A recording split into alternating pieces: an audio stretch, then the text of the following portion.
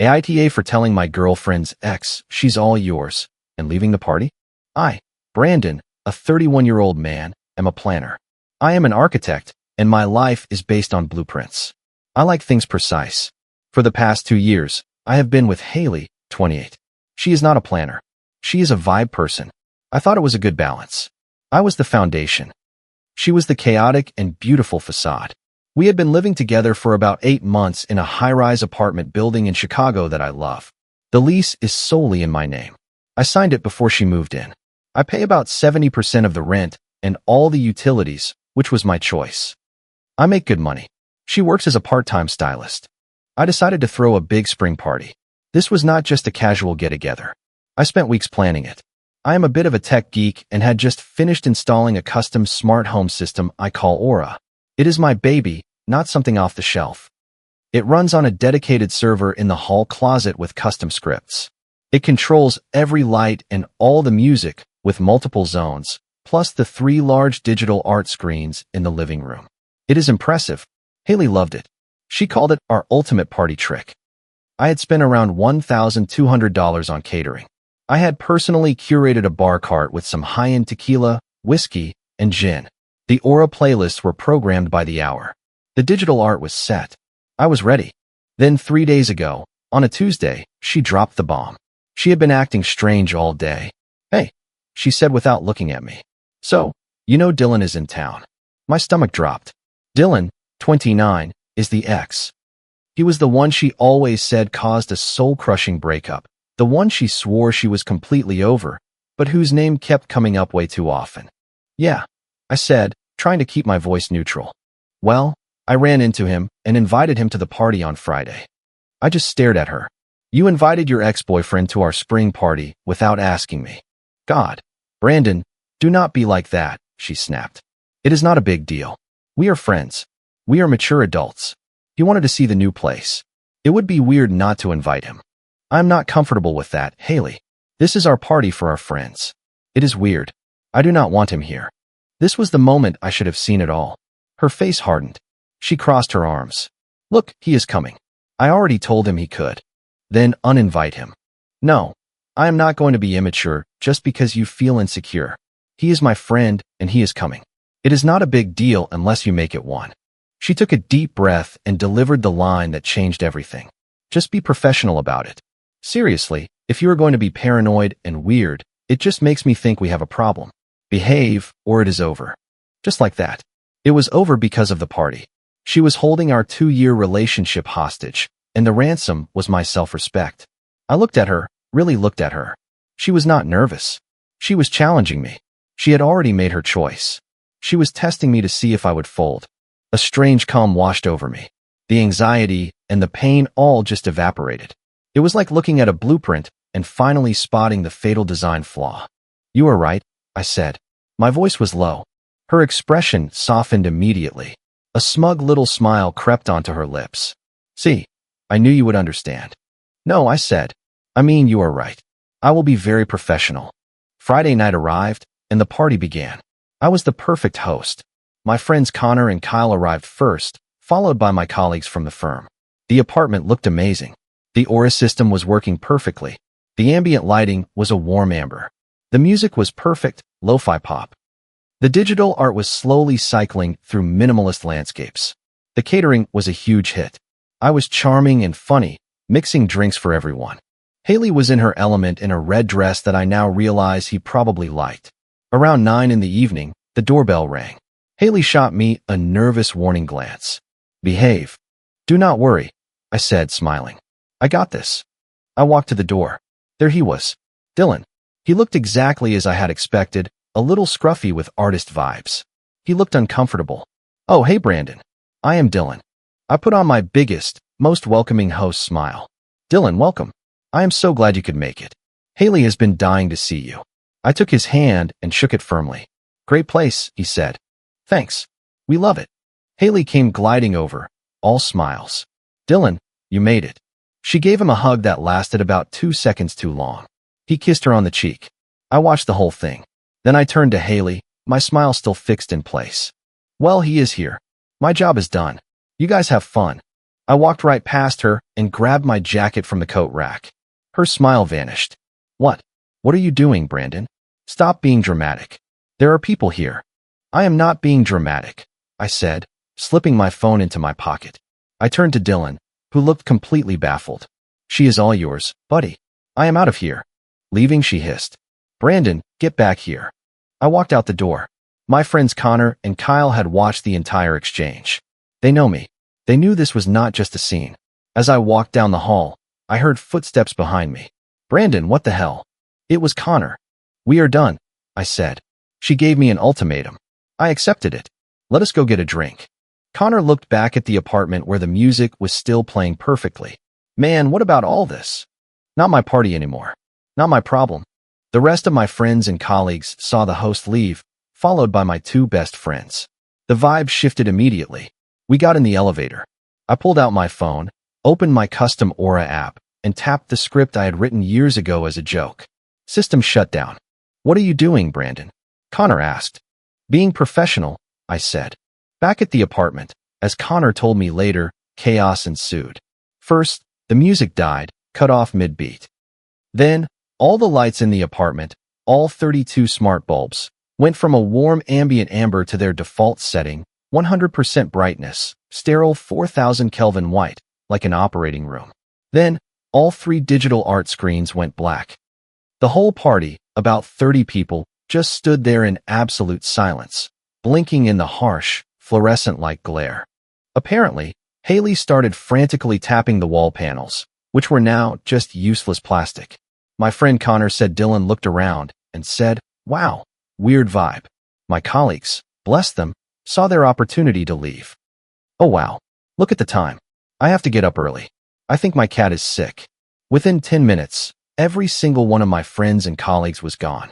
The party Haley had wanted was now just her, Dylan, and about 4 of her girlfriends standing in a completely silent, blindingly white apartment with a mountain of rapidly cooling expensive catering. My phone started buzzing before I even reached the lobby. Haley, Brandon, turn it back on right now. Haley, Brandon, you are a childish jerk. Turn the lights back on. Haley, you ruined it. You ruined everything. I texted back. You told me to be professional or we were done. I chose done. Please have your things out of my apartment by the end of the month. Then I blocked her number and went out for whiskey with my real friends. Update 1.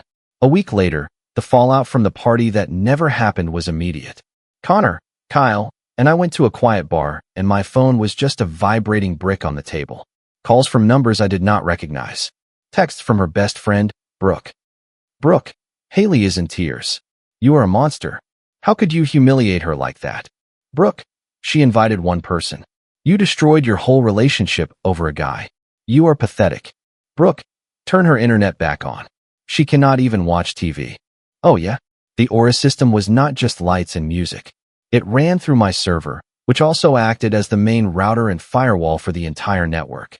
When I ran the shutdown script, I killed everything. No Wi-Fi, no Netflix, nothing. The apartment was now a dumb box. I ignored them. I spent the weekend at Connor's place decompressing. We ordered pizza and played video games. It was nice, but I knew I had to deal with the apartment. I am the sole leaseholder. She was a long-term guest, but in this state, after 30 days, she has rights. I had to play this by the book. I unblocked Haley on Monday, just long enough to handle logistics. Me, Haley, I am serious. The relationship is over. I need you out by the 31st. Let me know when you are moving your stuff. Haley, you cannot be serious. You are kicking me out over a party after 2 years. I live here. Me, no. You lived with me, and now you do not. You were the one who said we were done. I just agreed. Haley, you are heartless and cold. You tricked me. Me. Tricked you by telling you I would be professional and then leaving when you disrespected me? It is not a trick. It is a boundary. You have 26 days, Haley. Haley, I am not going anywhere. This is my home. You will have to evict me, and I will tell everyone what you did. She was testing my bluff. The problem is, I do not bluff. This is where the entitlement skyrocketed. Her mother, Diane, called me. Diane, Brandon. Honey, I just spoke with Haley. She is a mess. I am so disappointed in you. You are a 31-year-old man, and you threw a tantrum like a toddler. Me, Diane, With all due respect, Haley gave me an ultimatum. She told me to accept her ex-boyfriend or our relationship was over. I accepted her terms. Diane, oh, do not be so literal. She was just upset. You know how she gets. Dylan is a friend. You were just jealous. Now you have made her homeless. Me homeless? She is living in my apartment rent-free, with no Wi-Fi, and has her friend Dylan staying with her. I would say she is doing fine. Diane, Dylan is staying there? Me. The point is, she is no longer my responsibility. She has to leave. Diane, you cannot just throw her out on the street. She has nowhere to go. She put so much effort into decorating that apartment. You owe her something. Side note, her decoration consisted of 3 throw pillows and a scented candle she bought at a discount store. I paid for the $4,000 couch she used. Me. I owe her nothing. She has until the 31st. That is the law. Goodbye, Diane. I hung up. Then came the dirty trick. I got a call on Wednesday from my building manager, a guy I know well. Manager, Brandon. Weird call. We got a complaint from your unit from Haley. She said you had abandoned the apartment and that you were unstable and she was afraid you would come back. She asked us to change the locks to protect her. My blood ran cold. She was trying to lock me out of my own apartment. Me, Mike, it is Brandon. I am the sole leaseholder. You and I both know that. Haley is my ex-girlfriend, not a tenant. She is refusing to leave. Temporarily, I am staying with a friend to avoid conflict. She is the one who should not be there, and she is letting an unauthorized guest. Her ex-boyfriend Dylan, stay. Manager, I thought so. Look, I cannot change the locks for someone not on the lease. But Brandon, this is a mess. You need to get her out. She is claiming tenant rights. Me, I am ahead of you. This is where my planning came into play. This is not a TV show. You cannot just throw someone's stuff into the hallway. Step 1. I hired a process server. It cost me $150. He formally and legally served Haley with a 30-day notice to vacate. This was not a text message. It was a legal document. The clock was officially ticking. Step 2. I needed my stuff. My server, Aura, my work computer, a custom-built tower, my expensive espresso machine, and my liquor. I texted Haley. I am coming over tomorrow at 10 in the morning with a police escort, a civil standby, to collect my personal property. You are required to let me in. She did not reply. So the next day, Friday, I showed up. 2 police officers met me in the lobby. Civil standby. Are you Brandon? Let us go up. I used my key.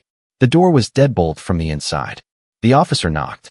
Ma'am, it is the police. You have to open the door. The leaseholder is here to retrieve personal property. We waited. Finally, the door opened. There was Haley in my bathrobe, hair a mess, and behind her, on my couch, was Dylan. The audacity to be in my apartment with the guy she had ruined our relationship over. You cannot break in here, she shrieked. The police officer, a woman who looked like she had seen it all, just sighed. Ma'am, he is on the lease. You are not allowed to be here. We are just here to make sure this stays civil. Let him get his things. Dylan actually tried to stand up. Hey man, this is not cool. This is our place now. I just looked at him. Is your name on the lease? Did you pay the $4,200 rent check last week? No. Then sit down and shut up before the cops add you to the eviction notice. He sat down. I walked in. Connor and Kyle were with me as witnesses. The officers said it was fine. I went straight to the hall closet and began methodically unplugging my server rack, the brains of Aura. Haley just stared at me, her face pale. You are taking that. The lights will not work. They're just regular lights now, Haley. You will have to use the switches like everyone else. Connor and Kyle started carefully packing up my desktop PC. You cannot take the computer. I use it. You have a laptop. This is my workstation. I paid $5,000 for the graphics card. It is mine. Then I went to the kitchen. I unplugged my $900 espresso machine. Brandon, no, she wailed. That is ours. It was. I have the receipt. It was a birthday gift to myself. Finally, I grabbed a box and went to the $800 bar cart. I started clearing out every bottle, the good tequila, the small batch rye, all of it. Dylan actually said, man, not the liquor. I paused, held up a bottle of single malt scotch, looked at him, and put it in my box. We were in and out in 15 minutes. As I was leaving, Haley stood there, finally crying. You are so petty, Brandon. You are taking everything. This is cruel. I stopped at the door. No, Haley, this is mine. Cruel was giving me an ultimatum. Cruel was inviting your ex into my home. Cruel is this. I held up the 30-day notice. The process server gave you this, right? You have 28 days left. After that, the sheriff will come, and he will not be as professional as I am. I left them in a silent, dark apartment with no Wi-Fi, no coffee, and no liquor. Connor, Kyle, and I set up my server at Connor's place. This was far from over. I knew she would not leave quietly. Final update. 3 months later. The last 2 months were not fun. This is the part of justice that is not quick or glamorous. It is just grim, expensive bureaucratic work. Did Haley leave at the end of the 30 days? Of course not. I got a call from her mother, Diane, about a week before the deadline. Diane, Brandon, you really cannot go through with this. Haley is a mess. She will have an eviction on her record. That is permanent. It will ruin her life. Me. She has had 30 days to find a new place. Diane, she is an adult. Her choices have consequences. Diane, but Dylan left her. He just took off. She is all alone. She cannot afford a deposit for a new place. You know she has no savings. I was not surprised that the scruffy artist bailed as soon as the free booze, cool tech, and luxury apartment disappeared. Me. That is not my problem. She is no longer my girlfriend. She is a squatter in my apartment. The 30 days end on Friday. If she does not leave, I will file the eviction order. Diane, you are a terrible person after everything she did for you. Me, what exactly did she do for me, other than this? Goodbye. Friday came. I went with Connor after work. Her stuff was still there. She had locked herself inside. So Monday morning, I was in my lawyer's office. I had to hire a lawyer. It cost me $500 just for the retainer. He filed the unlawful detainer lawsuit. It cost me money to get my apartment back. It took weeks. We got a court date. Haley naturally did not show up, so we got a default judgment. Then we had to wait for the sheriff to post the notice to vacate for another 5 days. It was a 45-day process from when the 30-day notice expired. 45 days of living on Connor's couch while still paying rent for an apartment I could not use. The day the sheriff came to evict her was quite a scene. I was there with the landlord and 2 sheriff's deputies. She was still inside, crying and screaming. You cannot do this. This is my home. Brandon, you are obsessed with me. The deputies did not listen. Ma'am, you have 15 minutes to gather your essential belongings. The rest will be moved to the curb. She had a complete meltdown. They had to physically escort her out. After she was out, the landlord and I did the inspection. That is when I saw the real damage. She and Dylan had caused significant deliberate damage to the apartment. They had gouged deep scratches into the hardwood floors. They had poured what looked like red wine all over my $4,000 couch. It was ruined. They had smashed the digital art screens I had left on the wall. In the kitchen, they had poured an entire bag of flour and coffee grounds down the sink and run the water, creating a cement-like clog. The total damages were estimated at around $11,000. My couch was another $4,000. I was not even angry. I was cold. On the kitchen counter, under a half-empty fast food bag, there was a note. I hope it was worth it. You ruined my life, so I ruined your sanctuary. You will die alone. That note was the best $150 I spent. I gave it to my lawyer. Here is the justice part. It is not fast. It is methodical. The landlord was livid. He used my security deposit for part of the repairs and went after the former occupants for the remaining $11,000 in damages. He had my witness statement and the police report. I took the receipt for my ruined couch, the inspection photos, and all my other receipts and filed a lawsuit in small claims court for the maximum amount of $10,000. She was served again at her mother's house, where she had moved back in. We had our court hearing last week. She showed up with Diane and tried to lie. Haley, Your Honor, he is abusive. He locked me out, harassed me, turned off my heat. The judge looked at the documents. Ma'am, I have the unlawful detainer judgment right here. It says you were evicted by the sheriff. Let us talk about the damages.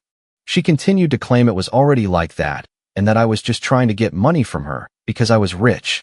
I calmly presented 30 time-stamped photos from the party showing the apartment in pristine condition, the walkthrough photos with the sheriff's deputies, the receipt for the $4,000 couch, and the note she had left me clearly admitting the damage.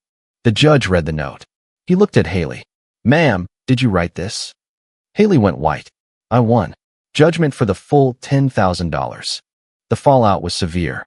Haley now has an eviction and a small claims judgment on her public record. Her credit is ruined. She is 28 years old and living in her childhood bedroom with her mother. I have already filed the paperwork to garnish her wages from her stylist job. It will take years, but I will recover the money, $150 at a time. Dylan also has the eviction on his record as an unauthorized occupant who participated in the damages. I heard he moved back to his hometown and his art career is over. I am out the legal fees and the hassle. The couch is gone. I am not replacing the Aura system. Strangely, I am enjoying the silence. I am using regular bulbs now. It was not a clean victory. It was a messy, expensive, and stressful process. But I am free. She thought she had all the power. She thought I was someone she could give ultimatums to. She wanted to see if I would blink. I did not.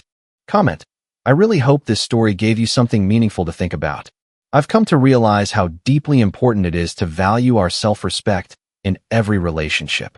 Setting clear boundaries is actually an act of kindness toward ourselves and others. Sometimes, the most powerful thing we can do is choose peace over chaos with quiet strength. You deserve connections that honor your worth instead of testing it. Taking responsibility for our happiness often means making difficult but necessary decisions. True healing begins once we stop tolerating what hurts our souls. I encourage you to gently reflect on the boundaries you might need in your own life right now. Standing up for yourself with calm dignity never makes you cold, it makes you free. Let's keep choosing self-respect and inner peace in our daily lives. If you liked it, don't forget to leave a comment and support the channel by subscribing. See you in the upcoming stories.